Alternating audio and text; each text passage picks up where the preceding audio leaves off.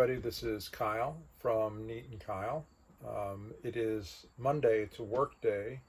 The neat part of Neat and Kyle is at work. I took a PTO day just to get some chores done and stuff, and I thought I would do a short video that Needed really doesn't have any interest in, in filming. So we bought our camper, which I am in now.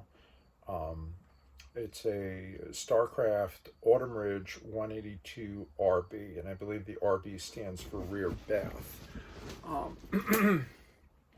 The main reason why we bought the camper, this particular model, was because I'm 6'7" and I can fit in it. I can stand without hitting my head, except for on the air conditioner, which I'll show you in a second. The bed, which is lined up from head to toe on the long axis of the RV, works out really well because I was able to extend the bed. I did a short video on that. I'm not sure whether this video or the extension video will come out first. And the bath has plenty of room for me in it. Now, a couple years ago, we rented a Class C out in Seattle, and it was beautiful. We loved it. It was really well built RV and had everything we needed, but I couldn't stand in it, and I couldn't really take a shower in it. I literally had to get on my knees in the toilet, in the bathtub, in order to take a shower. So that's why we bought this particular unit. And I can't necessarily say that this is the best unit to buy from a quality standpoint, but from a sheer I can fit in it standpoint, it was the best one that we were able to find after going to a couple of RV shows and looking at a whole bunch of RVs. Now, one of the things that I would trade this camper for would be a double axle camper. Now, if you know the 182 RB, the Starcraft, it's a very light camper. It's under 4,000 pounds, but it only has a single axle. And I would be okay towing this thing in the lower 48, just about anywhere. Right now we're based in Connecticut, and I'd be comfortable going across the country with it, as long as we watched the tire pressure, as long as we weren't driving in 120-degree temperature, where we had high risk of tire blowouts, and as long as we maintained our tires and and swapped them out frequently, I'd kind of be okay comfortable with that. But if we wanted to go to Alaska, there's no way I would go to Alaska with a single axle camper, because the chances of having a problem on the Alcan Highway or even in Alaska are pretty high. And once you damage your rig, you're really kind of out of luck if you're in rural Canada and there's no place to stop to get it fixed, and no way to continue. So that's one reason I would get rid of this camper. But by and large, for the price, for its weight, which I wanted something fairly light that would be relatively easy on gas, and for its comfort, for me being 6'7", this is working out just minutes fine. And cover something that I haven't seen covered on YouTube, and maybe it's out there and maybe I just missed it. So if there's other YouTubers that have covered this, great. Thank you. You can point that out in the comments below, and I'd be happy to look at them. But one of the things that's missing is a walkthrough of the mechanicals, and in particular the hidden panel mechanicals of a 182. It has some hidden panels that I'm going to pull off, and I'm going to show you what's behind there, because it may influence you if you're going to buy a new camper. Having knowledge of and access to these panels and understanding what's behind them may influence you to either buy it or to not buy it. So let's pull these panels off. Let me show you what's there. Let me show you what the advantages and the disadvantages of them are. So let's go. All right, so hi. As you can see, we're down on the floor. This is the sink cabinet here, and this is one of the hidden hidden panels that I was talking about. So this is the water pump panel. So let me get that unscrewed, and let's see what's behind this panel.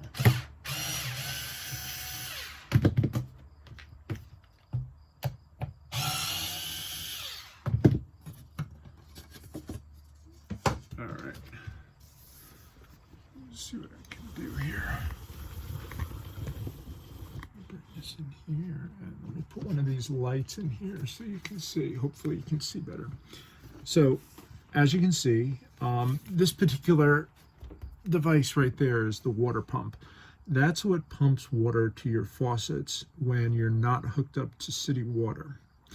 And one of the things that Starcraft has done, which I'm really impressed with, because I've actually been fairly disappointed with the overall quality of this product, but one of the things that they've done is they have put in, you see the end of the tube, they've put in this little tube that will allow you to winterize the unit and put in the antifreeze very, very easily, simply by throwing, see if you can see it, simply by throwing this switch here, that black switch, which is just a bypass valve. You can bypass the intake from the water tank and draw liquid from this tube. So in this case, and you can actually still see, hope you can see it, there's some purple fluid in there, or remnants of purple fluid. That's antifreeze, RV antifreeze, not automotive antifreeze.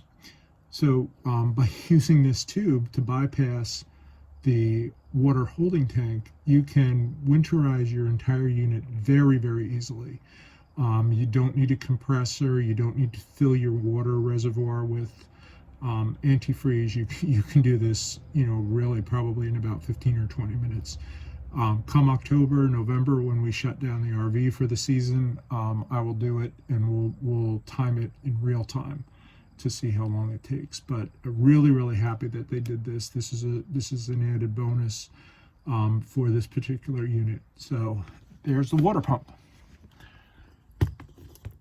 Okay, we are now in the bathroom, and this particular part of the bathroom is almost all closet storage space and mechanicals. And there's actually 3 panels in here that we're going to pull off and take a look at. And just to give you a reference, let me just swing around and show you the rest of the bathroom here.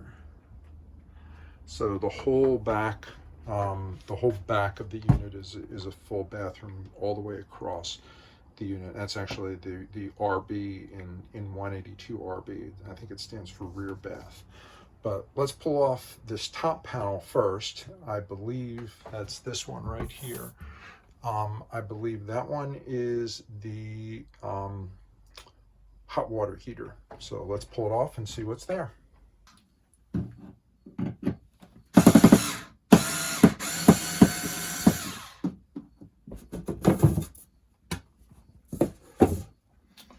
All right, so this is the back of the hot water heater, and you'll notice there are 2 valves here, and these are the bypass valves to shut the water off from the hot water heater. So when you go to winterize the unit, you will turn both of these valves, this one here and this one up here, off to keep the antifreeze from going into the hot water heater, which you will completely drain from the outside. But that's what these valves are doing here.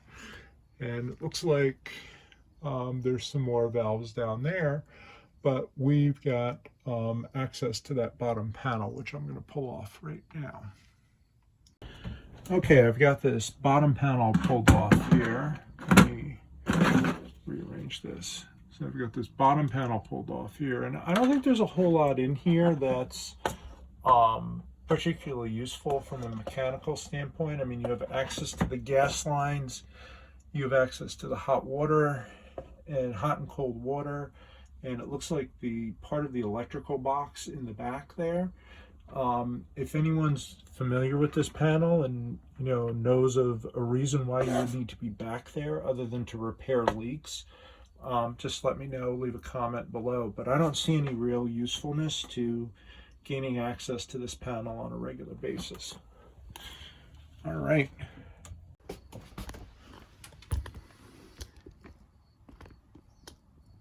The only other one to show you here is this piece, which is the electrical panel. And this actually has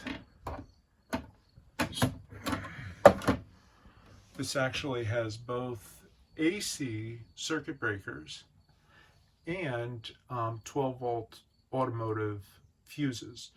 So if anything stops working in your RV, when you're on battery, you would look at the part below these items back down here. Those are the fuses for the 12-volt system. And if something stops working while you're plugged into shore power, it's probably one of these circuit breakers that blew up here. So just be aware that it's here, and it's in the back of the camper in the bathroom. All right. So the first half of this video was shot in August of 2020. The rest, which was intended to be me winterizing the RV and showing you how to drain the hot water heater and how to add the antifreeze, was to be shot right about now, which today is October 13th of 2020. Like most RV owners, in October in New England, we have to think about winterizing. However, this isn't just any October. This is October 2020. Just a few weeks ago, we ended up getting a call from our very panicked and apologetic friends at the RV storage facility that we use, saying that a tree branch had come down in a windstorm and come right through our beloved camper. So unfortunately, the insurance company has decided that they need to total the unit. So all of that talk in the beginning of the video turned out to be foreshadowing, because we are going to be upgrading to a 2-axle camper, and we are going to be purchasing that sometime in the very near future. We just had not intended to do it this way.